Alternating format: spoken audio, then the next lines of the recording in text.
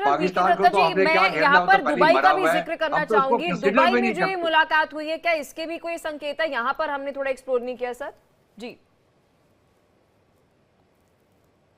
देखिए, ऐसा है कि दुबई एक न्यूट्रल जगह है। हम्म। दुबई में बहुत सारे इंटरेक्शन होते हैं, जैसे कतर में होते हैं, जैसे अमेरिका इसराइल का, और ये हिजबुल्लाह हमास का भी वहां जाके बातचीत होता है। तो ये एक डिप्लोमेसी है कि आप एक न्यूट्रल जगह में मिल रहे हैं। हो सकता है वो वहां आ रहे हो, हमारे जो फॉरेन सेक्रेटरी वो और हम्म। किसी काम से भी जा रहे हो, तो वहां अगर दो वहां मिल जाते हैं तो बहुत अच्छी बात होती है। इसके अंदर कोई ऐसा नहीं है। अफगानिस्तान के नुमाइंदे, उनके कॉन्सुलेट हमारे यहाँ काम कर रहे हैं, तो इंटरेक्शन हमारा चलता रहता है। तो इसमें वो कोई ऐसा बड़ा मुद्दा नहीं है। ग्रुप और कैप्टन क्योंकि अभी यूपी तक देवनाथ जी, सर डिप्लोमेटिकली, यहाँ एक बहुत महत्वपूर्ण सवाल उठ जाता है। अगर मैं पिछले 1-1.5 साल को लूं, मैं 1-1.5 साल का जिक्र इसलिए कर रही हूँ क्योंकि बहुत सी चीजें भारत के लिए जो है पिछले 1-1.5 साल के अंदर बदली हैं, अपने पड़ोसी देशों के साथ भी। क्या एक नया साउथ एशिया की अगर मैं बात करूं, एक ऑर्डर बनते हुए नजर आ रहा है? देखिए जी ऐसा हाँ, है साउथ। पूरे जी सर, ग्रुप हाँ, सॉरी। कैप्टन यूके देवनाथ या जी। जी सर। जी हाँ पलक, जहां तक साउथ एशिया की बात है, भारत ने हमेशा कोशिश की है कि हमारे आसपास जितने मुल्क हैं, पहले सार्क होता था, सार्क थोड़ा कमजोर पड़ गया नाना कारणों से।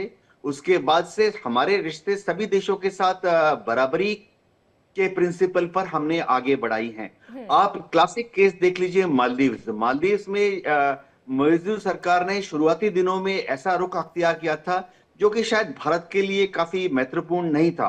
लेकिन आज मेजू भारत में आए और भारत सरकार ने गर्मजोशी से उनका स्वागत किया।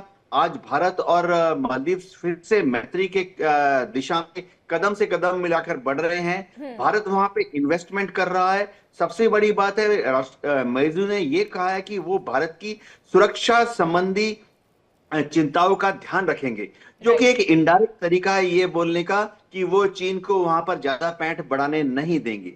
इसी तरह से आप हमारे संबंध नेपाल के साथ देख लीजिए। नेपाल ने हमेशा भारत के साथ मैत्रीपूर्ण संबंध बनाए। बीच बीच में थोड़ा चीन के साथ भी दोस्ती कर लेते हैं, क्योंकि उनके दोनों ही महाशक्तियां, भारत और चीन, उनके लैंड लॉक्ड कंट्री है। हम्म। लेकिन अब अगर आप देखें, नेपाल अब भारत के साथ व्यापार कर रहा है, नेपाल भारत से बिजली इंपोर्ट कर रहा है। सबसे बड़ी बात है, बड़ी तादाद में नेपाल के लोग भारत में आकर जीविका अर्जन कर रहे हैं। नेपाल की जो गुरखाज हैं वो भारत के फौज ज्वाइन करते हैं और फक्र महसूस करते हैं कि गुरखाज नेपाल के, कि जी। वो भारत की फौज का हिस्सा रहे हैं।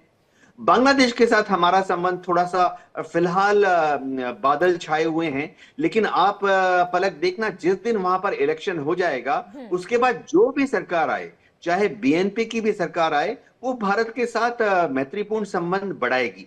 फिलहाल थोड़ा सा कटुता इसलिए है क्योंकि बीएनपी हो या इस्लामिक जिहादी ताकतें हो बांग्लादेश में, हम्म। उनको लगता है कि एंटी इंडिया स्टांस अख्तियार करके उनको शायद 10-15 वोट ज्यादा मिल जाएंगे। लेकिन इलेक्शन के बाद रिलेशन भारत और बांग्लादेश के बीच में नॉर्मलाइज हो जाएंगे।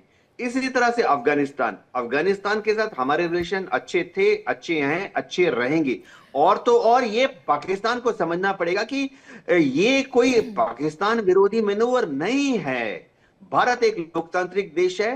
भारत, नहीं सर, हमारा ठीक है, दिल हम बड़ा अपने है। नेशनल इंटरेस्ट के अनुसार जो है वे काम कर रहे हैं और इसमें किसी भी देश को जो है अपने देश को घबराने की जरूरत है। हम अपने नेशनल इंटरेस्ट के अनुसार काम कर रहे हैं। मेजर जनरल वीके दत्ता जी, सर इस पर आपका क्या पॉइंट ऑफ व्यू है? जो साउथ एशिया के अंदर एक, मैं पिछले 1-1.5 साल के अंदर एक नया ऑर्डर भारत के साथ देख पा रही हूँ, आपको कौन सा ऑर्डर नजर आ रहा है?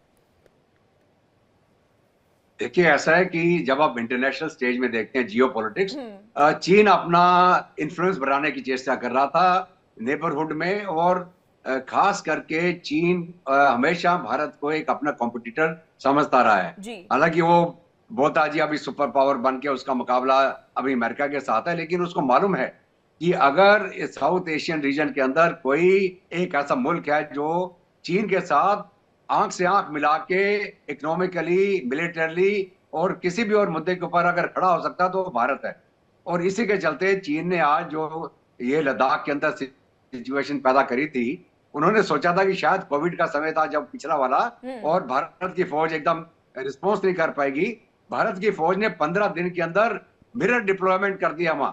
50,000 सैनिक हमने वहां मोबिलाइज करके उनके सामने खड़े कर दिए। और आपको मालूम है जो भी झड़प हुई गलवान वगैरह में, तो दुनिया के अंदर जो चीन का एक रुतबा बन रहा था कि सुपरमैन बन गया, भारत की फौज से मार खाने के बाद उनका गुब्बारा पंचर हो गया।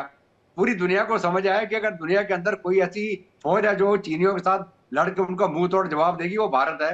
भारत की आबादी, भारत की फौज, हमारा जो हिस्टोरिकल बैकग्राउंड रहा है, जो भी हमने जंगें लड़ी हैं 1962 में, तो हमारी अपनी गलती से थोड़ा नुकसान हुआ था हमको।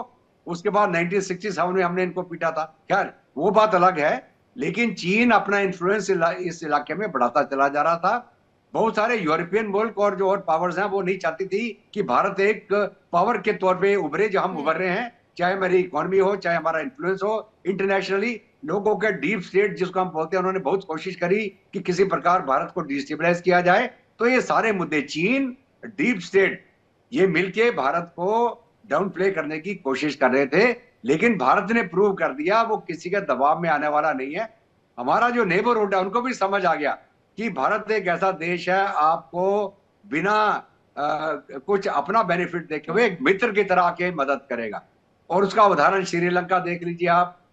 नेपाल के अंदर भी ऊंच नीच होती रहती है, कोई गवर्नमेंट चेंज होती है, कोई माओवादी आ जाते हैं, कभी कोई आ जाता है, लेकिन ओवरऑल पीपल टू पीपल हमारा नेपाल के साथ, वो कहता है रोटी बेटी का नाता है। उनके नागरिक हमारे यहाँ फौज में हैं। आप ये टोपी देख रहे हैं जो मैंने पहन रखी है, मैं गोरखा रेजिमेंट से हूँ। भारत तो भरोसे के लायक है, लेकिन कंधा पड़ोसी कितने भरोसे के लायक हैं भारत के? यहाँ पर मैं अफगानिस्तान का जब जिक्र कर रही हूँ, अफगानिस्तान से परे हट के तालिबान का अगर मैं जिक्र करूं, तो सबके जहन में सवाल है, तालिबान कितना भरोसे के लायक है? देखिए ऐसा है कि जब एक चोर को आप चौकीदार बना दें तो वो चोर जो है चोरी करना छोड़ देता है। तो उसी प्रकार तालिबान की गवर्नमेंट जो भी है, जो भी उनका टेक रहा हो, आज के दिन में वो सत्ता में काबिज हैं। अगर सत्ता में काबिज है तो उनको एक मुल्क चलाना है। वो एक तालिबानी सोच के साथ नहीं दुनिया के साथ अपना रिश्ता बना सकते। और ये उनको इतनी अकल है, वो भी पढ़े लिखे लोग हैं। आपको अचंभा होगा कि जैसे मैंने उदाहरण दिया, यहाँ इंडियन मिलिट्री एकेडमी के ट्रेंड लोग हैं जो तालिबान में है वहां पे। तो कहने का मतलब ये है कि ये लॉजिक जो होता है ना, एक जब आपने एक मुल्क को चलाना है, आपकी जिम्मेवारी आपके कंधे के ऊपर आई है।